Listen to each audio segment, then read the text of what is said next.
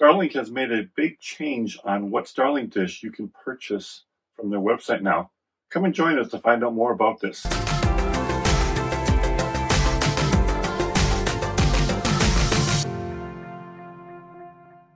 Hi, I'm Dan from the Mobile Internet Resource Center.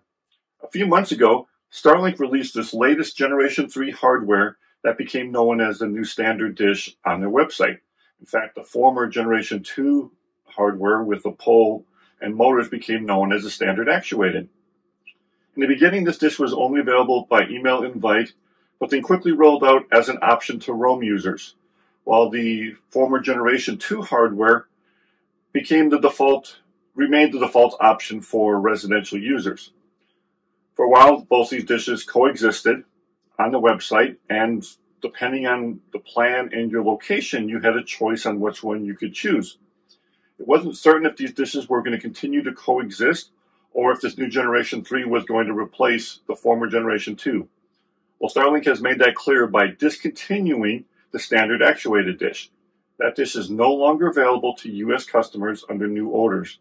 And now, whether you are choosing a residential or roam use case plan, this new Generation 3 hardware is the default option you can choose. Currently, this Generation 3 hardware is only available in the U.S. market, but we fully expect it to roll out to other markets, and as it does, the Generation 2 will probably be discontinued from those markets as they roll out to future markets. Warranty replacements for the previous Generation 2 Standard Actuated will continue to be available to U.S. customers if they need a warranty replacement, but you are unable to purchase a Generation 2 as a new user or as new hardware. The Generation 3 hardware debuted in November, became available in December to roam users who wanted to purchase it. Compared to the previous Generation 2, it no longer has motors or a stalk on the back.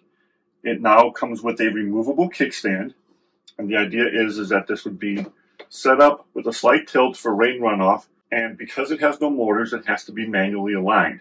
For some users, this has been a point of contention because this now is a manual step that the previous generation took care of automatically. For mobile users that are setting up, this really is not a big process. The app has an alignment that tells you in real time how to align the dish, and once it's aligned, you shouldn't have to move it again.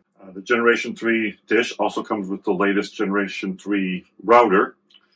This no longer has a power supply in it, so it's thinner and lighter. It has a barrel connector for the power. One of the big positive changes for the new Generation 3 hardware is that it now has more typical RJ45 cables. I'll look in our accompanying article to this video, and there is a close-up showing those cables.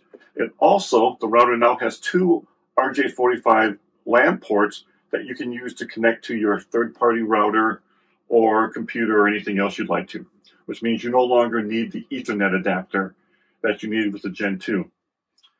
Cabling was a big nuance of the Generation 2, and there were lots of failures, and the cabling became known as a pretty fragile point to those components. So hopefully this Generation 3 with the more compliant RJ45 cables will prove to be much more robust and certainly be less of a headache for customers and support.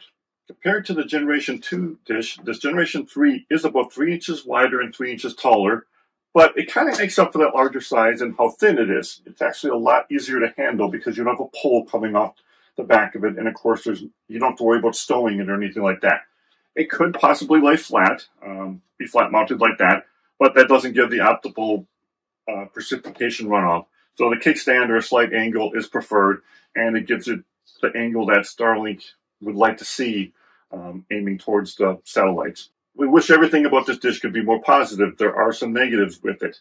Because it is slightly larger, it does take a little bit more power. Starlink claims it's about 25 watts more, which is pretty significant considering the original Gen 2 dish was already about 1 kilowatt hour in a 24-hour period.